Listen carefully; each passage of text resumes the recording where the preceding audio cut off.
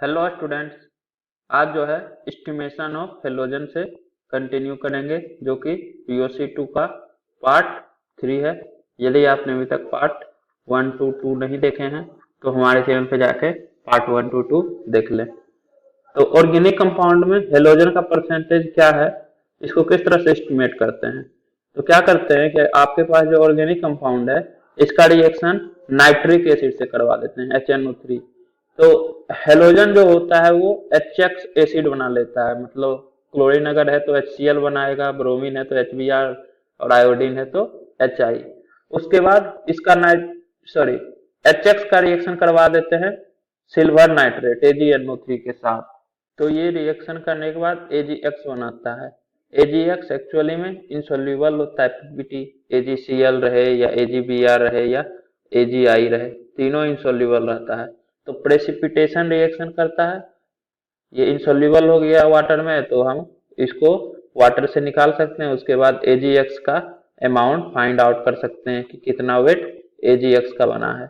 तो इसमें ध्यान रखने वाली बात यह है कि ये जो हेलोजन आया है ये ऑर्गेनिक कंपाउंड से ही आया है, यही तो HX बना और वो HX फर्दर AgNO3 के साथ रिएक्शन करके AgX बनाया। तो जितना अमाउंट AgX में हेलोजन का होगा उतना ही अमाउंट हेलोजन का ऑर्गेनिक कंपाउंड से आया होगा। तो अमाउंट ऑफ AgX पता चल गया। तो AgX का अगर अमाउंट पता चल गया तो अमाउंट ऑफ हेलोजन भी पता चल जाएगा। कैसे? तो मान लीजिए जैसे आपके पास AgCl है तो AgCl का मोलिकुलर मास कितना होगा 108 प्लस 35.5, जिसमें से कि क्लोरीन आपका 35.5 ग्राम है। तो अगर x ग्राम AgCl है तो नंबर ऑफ मोल AgCl का कितना होगा x अपॉन 108 प्लस 35.5, मतलब x upon weight of AgX। ये 35.5 क्लोरीन के कारण ब्रोमीन रहेगा तो 80 हो जाएगा और आयोडीन रहेगा तो 127, 108 प्लस दिस मतलब GMM ऑफ AgX।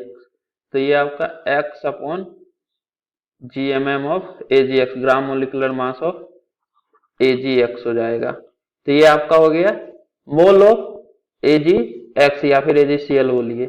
तो AgCl का मोल पता चल गया तो क्लोरीन का भी मोल पता चल जाएगा, मतलब हेलोजन का मोल।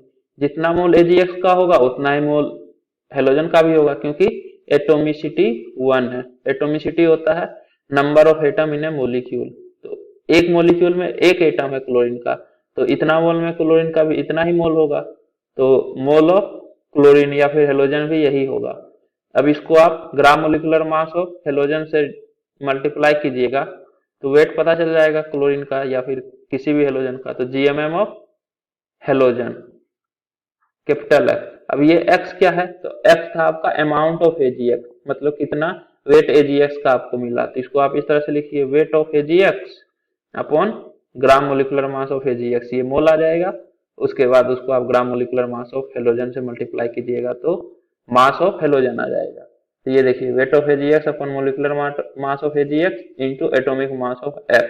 तो ये तो आ गया wait of halogen divided by weight of organic compound into 100, यही तो होगा हेलोजन का परसेंटेज।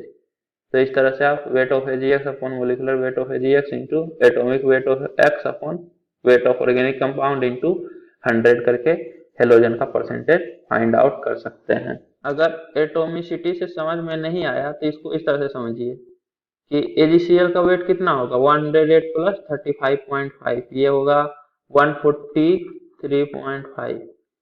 तो 143.5 ग्राम अगर AgCl है तो उसमें 35.5 ग्राम हेलोजन है।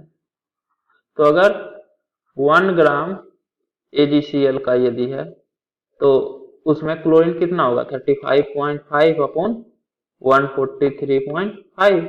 तो अगर x ग्राम क्लोरीन है तो x ग्राम क्लोरीन में x इंटू 35.5 अपॉन 143.5 इतना ग्राम हेलोजन का होगा। ऑब्वियस बात है, 1 ग्राम में अगर इतना है तो x ग्राम में x से मल्टीप्लाई होगा।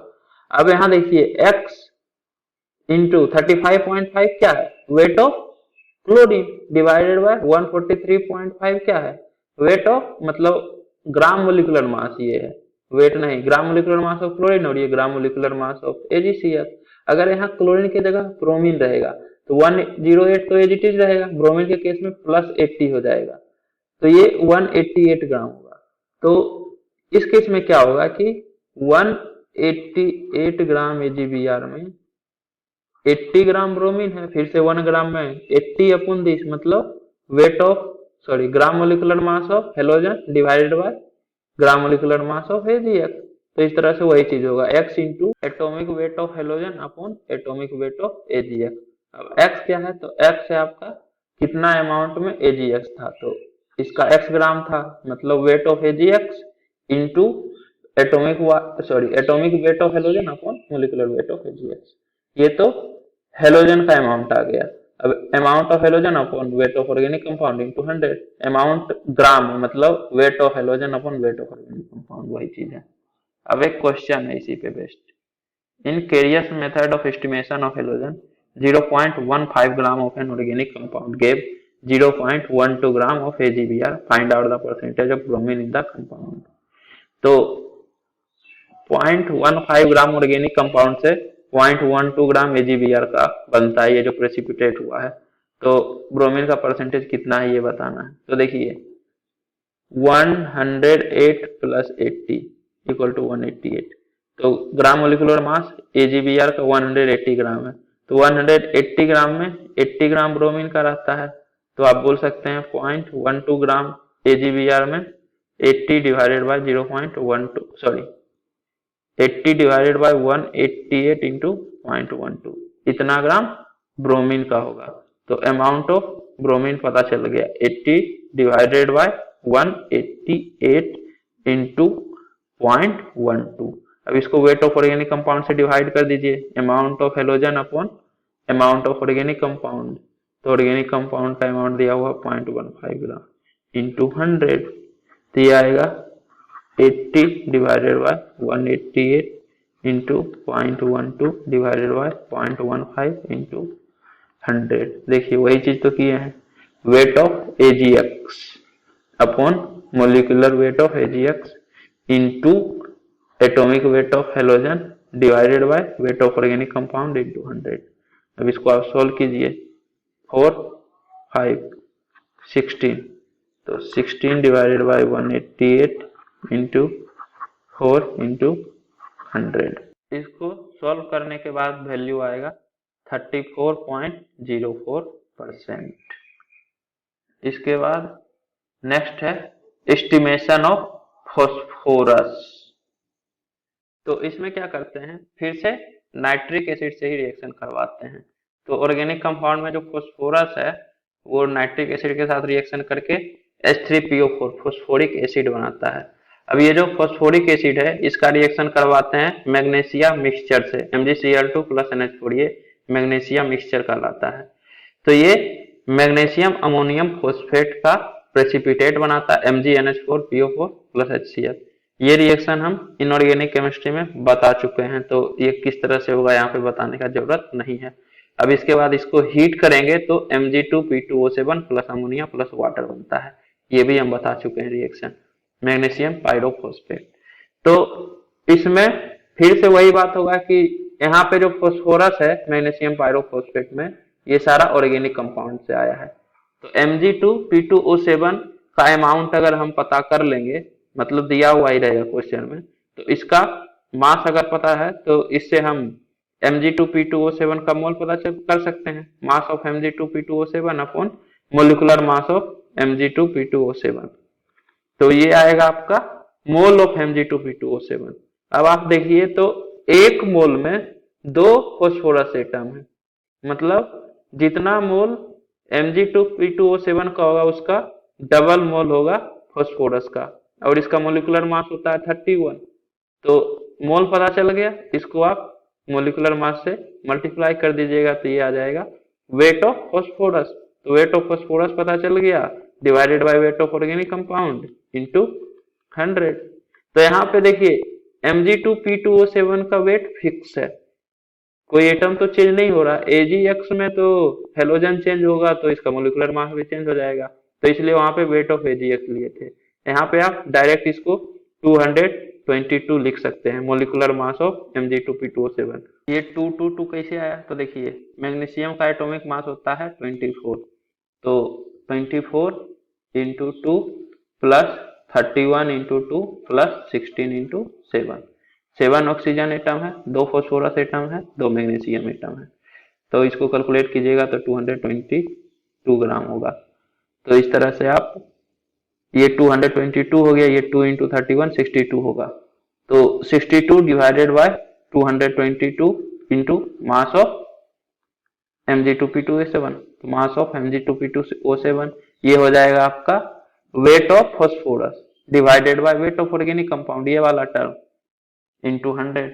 तो इस तरह से आप फॉस्फोरस का परसेंटेज निकाल सकते हैं। 62 divided by 222 into mass of Mg2P2O7 divided by weight of organic compound into 100। तो इस तरह से, या फिर दूसरा मेथड यहीं पे आप देख लीजिए कि 222 ग्राम में 62 ग्राम फॉस्फोरस का है। यहाँ देखिए 222 ग्राम में 24 इंटू 2 48 ग्राम मैग्नीशियम, 62 ग्राम फॉस्फोरस और 16 इंटू 7 112 ग्राम ऑक्सीजन। तो 62 ग्राम आपका फॉस्फोरस का है, तो 1 ग्राम Mg2P2O7 में 62 डिवाइडेड बाय 222 ग्राम फॉस्फोरस। तो अगर मास ऑफ Mg2P2O7 कुछ है m, तो 60 वेट ऑफ फॉस्फोरस कितना होगा? 62 डिवाइडेड बाय 222 इंटू x, मतलब x ग्राम यदि है तो ये इंटू x, यही तो है मास ऑफ Mg2P2O7 को आप x ग्राम माने थे, तो इतना।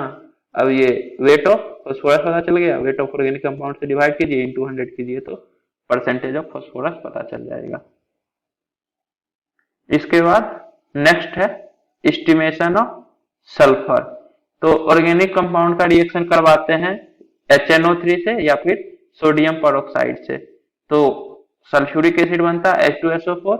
अब ये जो H2SO4 बना है इसका रिएक्शन करवाते हैं BaCl2 से, तो ये HCl प्लस BaSO4 बना लेता है। BaSO4 का व्हाइट प्रेसिपिटेट है। अब फिर BaSO4 का अमाउंट पता करेंगे। अच्छा, तो एक बात बताइए आप, यहाँ BaSO4 का ही अमाउंट क्यों पता करते हैं? H2SO4 का ही अमाउंट पता कर लें। तो एक्चुअली में ये इनसोल्यूबल होता है, प्रेसिपिटेट का मतलब वही तो हुआ। तो इनसोल्यूबल मतलब वाटर में नीचे बैठ जाएगा सॉल्यूशन से, तो इसको आप फिल्टर करके अमाउंट ऑफ BaSO4 पता कर सकते हैं। लेकिन H2SO4 सॉल्यूशन में घुला हुआ रहेगा, तो इसको आप कैसे पता कीजिएगा?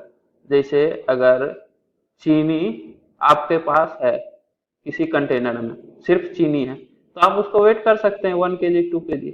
लेकिन अगर आप उसको पानी में मिला दीजिएगा और आपको बोला जाए कि बताओ इस पानी में चीनी कितना है, कोई इन्फॉर्मेशन ही नहीं है, तो कैसे आप बता दीजिएगा कि चीनी कितना घुला हुआ है? पानी का वेट करके तो नहीं बता सकते हैं। तो इसलिए H2SO4 से नहीं पता करते हैं। ये जब इंसोल्यूबल हो जाता है BaSO4 के फॉर्म में, तो इसको हम पानी से बाहर निकाल लेते हैं फिल्टर करके, उसके बाद BaSO4 का अमाउंट पता करते हैं। तो BaSO4 का अमाउंट पता करेंगे, फिर से वही बात कि ये जो सल्फर होगा ये ऑर्गेनिक कंपाउंड से ही आया है। तो फिर से क्या होगा, मान लीजिए कि x ग्राम BaSO4 है, तो x ग्राम में x divided by molecular weight of BaSO4, ये आपका मोल हो जाएगा BaSO4 का। तो सल्फर का भी मोल उतना ही होगा क्योंकि एटोमिसिटी 1 है। एक मोलिक्यूल ऑफ BaSO4 में एक ही मोल सल्फर का होगा, मतलब एक मोलिक्यूल होगा, तो 1 मोल में 1 मोल सल्फर का, तो जितना मोल BaSO4 का उतना ही मोल सल्फर का। अब मोल ऑफ सल्फर पता चल गया, तो मोलिकुलर मास से अगर आप मल्टीप्लाई कीजिएगा तो वेट ऑफ सल्फर पता चल जाएगा। तो इतना ग्राम सल्फर है, तो weight of sulphur divided by weight of organic compound into 100। तो देखिए 32 डिवाइडेड बाय 233, ये मोलिकुलर वेट ऑफ BaSO4 है 233 इंटू x है वेट ऑफ BaSO4। अभी हम माने थे कि x ग्राम BaSO4 है मान लीजिए, तो 32 divided by 233 into weight of BaSO4, ये तो आ गया weight of sulphur divided by weight of organic compound into 100। तो इस तरह से आप परसेंटेज ऑफ सल्फर निकाल सकते हैं किसी भी ऑर्गेनिक कंपाउंड में कितना परसेंट में सल्फर प्रेजेंट है। इसमें आपको बता दें कि बेरियम का जो मोलिकुलर वेट होता है वह 137 ग्राम होता है। तो आप इस तरह से ध्यान रखिए 137 ग्राम, तो आप मोलिकुलर वेट तो निकाल ही सकते हैं BaSO4 का 137, +32 +16 × 4, ये आएगा 233। इसके बाद एक क्वेश्चन है, in sulphur estimation 0.157 gram of an organic compound gave 0.4813 gram of barium sulphate, what is the percentage of sulphur in the compound. तो आप परसेंटेज सल्फर डायरेक्ट फॉर्मूला से निकाल सकते हैं, 32 divided by 233 into weight of BeSO4 0.4813 divided by weight of organic compound 0.157 into 100। इसको solve करने के बाद आएगा 42.1%। अब अगर आपको फॉर्मूला याद नहीं है तो सिंपल आप क्या कीजिए, देखिए वेट ऑफ BeSO4 पता है 0.4813, तो अगर इसको मोलिकुलर मास से डिवाइड कर दीजिएगा तो मोल ऑफ BeSO4 पता चल गया। अब मोल ऑफ BeSO4 अगर पता है तो सल्फर का मोल भी तो पता है, जितना मोल BeSO4 का उतना ही मोल सल्फर का, तो इतना ही मोल सल्फर का भी है। अब मोलिकुलर मास ऑफ सल्फर से अगर मल्टीप्लाई कीजिएगा तो ये वेट आ जाएगा सल्फर का, तो वेट ऑफ सल्फर आ गया, इसको वेट ऑफ ऑर्गेनिक कंपाउंड से डिवाइड कीजिए, इंटू 100 कर दीजिए, इंटू 100। तो इस तरह से वही बात आ गया, 32 divided by 233 into weight of BeSO4 divided by weight of organic compound into 100। Solve करने के बाद 42.1% आएगा। नहीं तो इसमें भी आपको अगर दिक्कत है तो आप इस तरह से देखिए, मोलिकुलर वेट कितना 137 प्लस 32 प्लस 16 इंटू 4, तो 233 ग्राम आया, लेकिन 233 ग्राम में 32 ग्राम सल्फर का है, तो अगर 1 ग्राम BeSO4 का रहेगा तो 32 डिवाइडेड बाय 233 ग्राम सल्फर का होगा। तो फिर से अगर x ग्राम BeSO4 का है तो 32 divided by 233 into x gram BeSO4 का हो, जहाँ पे x जो है वेट ऑफ BeSO4 है, तो 32 divided by 233 into weight of BeSO4, तो ये आ गया सल्फर का वेट, अब divided by weight of organic compound into 100। इसके बाद एस्टिमेशन ऑफ ऑक्सीजन। ऑक्सीजन के केस में तो जनरली क्या होता है कि सारे एलिमेंट का परसेंटेज पता चल गया, तो 100 माइनस सभी का कंपोजिशन अगर माइनस कर देंगे तो सिर्फ ऑक्सीजन ही बचा हुआ है, इसका भी परसेंटेज पता चल जाएगा। तो ऑर्गेनिक कंपाउंड में कितना परसेंट ऑक्सीजन का है, ये इस तरह से 100 minus percentage composition of all other element से जनरली पता करते हैं। लेकिन डायरेक्ट मेथड भी है ऑक्सीजन का एस्टिमेशन के लिए। तो आपके पास जो ऑर्गेनिक कंपाउंड होता है इसको हीट करते हैं नाइट्रोजन गैस के प्रेजेंस में। Organic compound is decomposed by heating in a stream of nitrogen gas. तो ये oxygen plus other gaseous product बनाता है, हीट कीजिएगा तो ऑक्सीजन के साथ साथ और भी गैसियस प्रोडक्ट बनेगा। अब ये जो गैसियस मिक्सचर है इसको रेड हॉट कोक से पास करते हैं, मतलब रेड हॉट कार्बन के साथ, तो इसमें जो ऑक्सीजन रहता है वो तो रिएक्शन करके कार्बन मोनोऑक्साइड बन जाता है, बाकी गैसियस प्रोडक्ट रिएक्शन नहीं करता है, और ये हीट होता है 1373 केल्विन टेम्परेचर पे हीट करते हैं। अब ये जो कार्बन मोनोऑक्साइड है इसका रिएक्शन करवा देते हैं आयोडीन पेंटाऑक्साइड से I2O5, तो I2O5 प्लस CO से iodine plus CO2 carbon dioxide gas बनता है। यहाँ पे थोड़ा सा डिफरेंस है, मतलब आप ये नहीं बोल सकते हैं कि ये जो CO2 में ऑक्सीजन आया है ये ऑर्गेनिक कंपाउंड से आया है, क्योंकि देखिए ऑर्गेनिक कंपाउंड से ऑक्सीजन O2 में कन्वर्ट हुआ, O2 से कार्बन मोनोऑक्साइड में, लेकिन कार्बन मोनोऑक्साइड के बाद I2O5 से रिएक्शन हुआ, तो I2O5 का भी तो ऑक्सीजन यहाँ आ गया। तो आप पिछला मेथड नहीं लगाइएगा कि कार्बन डाइऑक्साइड में जो वेट ऑफ ऑक्सीजन होगा वो ऑर्गेनिक कंपाउंड से आया है, तो आप कार्बन डाइऑक्साइड से वेट ऑफ ऑर्गेनिक कंपाउंड मतलब weight of oxygen of organic compound find out कर लीजिएगा, तो परसेंटेज ऑक्सीजन आप डायरेक्ट निकाल सकते हैं, उस तरह से नहीं होगा। तो यहाँ पे क्या होगा कि देखिए ऑर्गेनिक कंपाउंड में जितना ऑक्सीजन था वो O2 में कन्वर्ट हो गया, अब O2 में जितना ऑक्सीजन था ये सारा कार्बन मोनोऑक्साइड में गया, यहाँ पे तो कोई दूसरा सब्सटेंस से ऑक्सीजन नहीं आया है, तो ये जो ऑक्सीजन है ये आया है O2 से। अब देखिए 1 मोल ऑक्सीजन के कॉरस्पॉन्डिंग 2 मोल कार्बन मोनोऑक्साइड का बनता है, यहाँ देख रहे हैं ना 1 से 2 बनता है मोल वन एनालिसिस, और ये जो कार्बन मोनोऑक्साइड है इसमें 5 मोल से 5 मोल बनता है, मतलब 1 मोल कार्बन मोनोऑक्साइड से 1 मोल CO2 बनेगा। यहाँ पे 1 मोल O2 से 2 मोल कार्बन मोनोऑक्साइड बना है। अब यही कार्बन मोनोऑक्साइड पे यहाँ रिएक्शन किया तो आपके पास अगर 1 मोल O2 है तो 2 मोल CO है, तो 2 मोल कार्बन मोनोऑक्साइड से 2 मोल CO2 बनेगा। मतलब 1 मोल O2 से 2 मोल CO2 बन रहा है। इसको आप समझिए, यहाँ 5 से 5 मतलब 1 मोल से 5 मोल नहीं होगा। ये जो CO बना है, ये अगर आपके पास 1 मोल O2 है तो 2 मोल CO बना है। अब यही कार्बन मोनोऑक्साइड तो रिएक्शन में पार्ट लिया है, CO2 में कन्वर्ट हुआ है, तो 5 मोल से 5 मोल बनता है। तो 1 मोल अगर कार्बन मोनोऑक्साइड का होगा तो 1 मोल CO2 बनेगा। मतलब 1 मोल अगर O2 का है तो 2 मोल CO2 का बनेगा, क्योंकि आपके पास 1 मोल O2 के कोरोस्पोंडिंग 2 मोल CO है और 2 मोल CO के कोरोस्पोंडिंग 2 मोल CO2 का बनेगा। तो 1 मोल O2 के कोरोस्पोंडिंग 2 मोल CO2 का प्रोड्यूस होगा। मतलब आप बोल सकते हैं, अगर अमाउंट ऑफ CO2 पता चल गया तो मोल जो है O2 का वो हाफ हो जाएगा मोल ऑफ CO2। अगर x मोल CO2 का है तो आपके पास ऑर्गेनिक कंपाउंड में x/2 मोल O2 निकला होगा ऑर्गेनिक कंपाउंड से। तो यहाँ से अगर मोल पता चल गया ऑक्सीजन का तो वेट आप निकाल सकते हैं into GMM, molecular mass of oxygen gas, और divided by weight of organic compound. तो वही है, for 1 mole of O2 2 mole of CO2 produce. तो ऑर्गेनिक कंपाउंड से अगर 1 मोल O2 प्रोड्यूस होगा तो उसके करस्पॉन्डिंग 2 मोल CO2 का प्रोड्यूस होगा। तो अगर 88 ग्राम CO2 ऑब्टेन्ड हुआ है तो आप बोल सकते हैं 32 ग्राम ऑक्सीजन लिबरेट हुआ, क्योंकि 88 ग्राम CO2 का मतलब हुआ 2 मोल CO2। तो अगर 2 मोल CO2 का ऑब्टेन हुआ मतलब कि 1 मोल O2 बना होगा ऑर्गेनिक कंपाउंड के हीट करने से।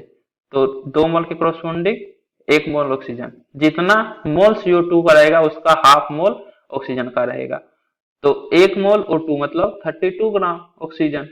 O2 में 2 ऑक्सीजन रहता है ऑक्सीजन का इसमें, तो 16 इंटू 2, तो इसका मोलिकुलर वेट होगा 32 ग्राम। तो 1 मोल ऑक्सीजन के कोरोस्पोंडिंग 32 ग्राम ऑक्सीजन, मतलब 88 ग्राम CO2 अगर लिबरेट हुआ है तो 32 ग्राम CO2 लिबरेट हुआ होगा ऑर्गेनिक कंपाउंड से। मतलब आप बोल सकते हैं कि अगर 88 ग्राम CO2 प्रोड्यूस हुआ है तो उसके लिए 32 ग्राम 32 ग्राम O2 यहाँ रिएक्शन में यूज हुआ है। फिर से यूनिटरी मेथड, अगर 88 ग्राम से 32 ग्राम ऑक्सीजन बनता है तो 1 ग्राम CO2 से 32 डिवाइडेड बाय 88 ग्राम ऑक्सीजन। अब अगर वेट ऑफ CO2 x ग्राम है तो वेट ऑफ ऑक्सीजन होगा 32 डिवाइडेड बाय 88 इंटू x। ये x आपका वेट ऑफ CO2 है, तो आप बोल सकते हैं वेट ऑफ O2 जो होगा वो 32 divided by 88 into weight of CO2। 32 divided by 88 into weight of CO2, ये तो वेट ऑफ ऑक्सीजन हो गया, divided by weight of organic compound into 100, ये आपका परसेंटेज ऑक्सीजन हो जाएगा। तो इस तरह से ऑक्सीजन परसेंट आप निकाल सकते हैं। नहीं तो 100 minus percentage composition of all other elements, तो सभी एलिमेंट्स का परसेंटेज कंपोजिशन आप 100 से सब्ट्रैक्ट कर दीजिएगा तो परसेंटेज ऑफ ऑक्सीजन आ जाएगा। उम्मीद करता हूं कि आपको ये वीडियो पसंद आई होगी। यदि आपको ये वीडियो पसंद आई है तो इसे लाइक करें, कमेंट करें और अपने दोस्तों के बीच शेयर करना ना भूलें। Thank you.